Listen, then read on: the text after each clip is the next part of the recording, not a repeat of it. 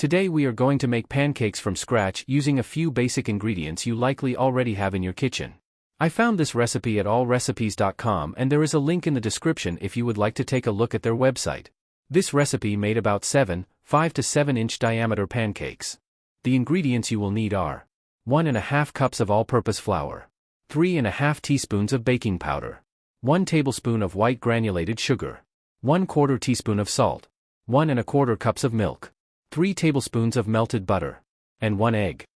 The recipe calls for sifting the dry ingredients, so you will want a sifter or strainer for this step. This will help you get the fluffy pancakes you are after.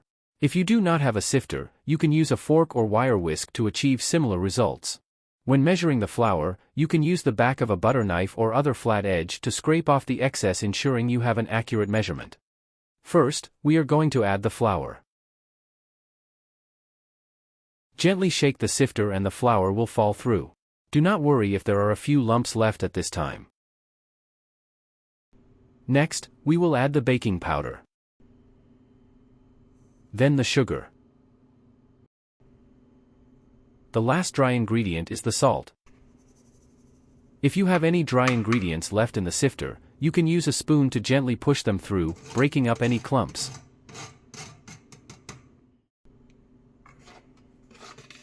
With all the dry ingredients in the mixing bowl, use a whisk or fork to create a hole in the dry ingredients. This will make it easier to mix the wet ingredients. Now it is time to add the milk. For the melted butter, most butter packaging has tablespoon marks that make it easy to get the right amount. I put 3 tablespoons of butter in a small microwave-safe dish and slowly melted it in the microwave. Please do not microwave the butter for more than 10 seconds at a time. I learned this lesson the hard way and had to clean up a mess after the butter exploded all over the microwave. Once the butter is pretty much melted, I used a butter knife to stir the butter and melt it the rest of the way. Once the butter is melted, add it to the rest of the ingredients.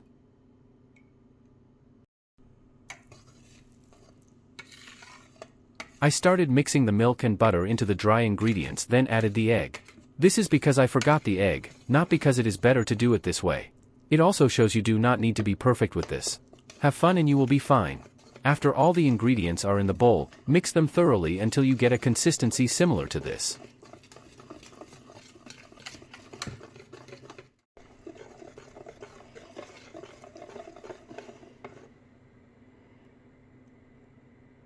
The next step is to get a large pan or griddle heated using medium-high heat so you can cook the pancakes.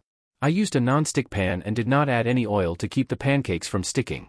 You may want to use a little oil on your cooking surface if it is not non-stick.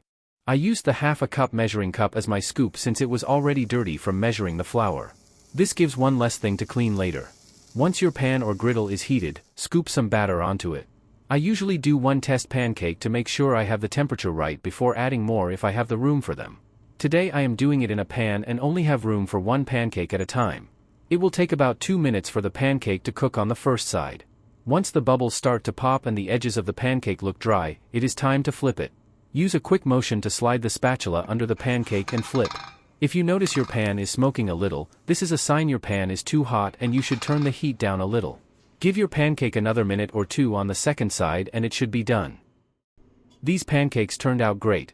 They are light and fluffy, and as good as any pre-made pancake mix I have used. I prefer mine with butter and blackberry syrup. Please let me know in the comments your favorite way to eat them. If you found this video helpful, please click the like button and subscribe if you would like to be notified as more videos come out.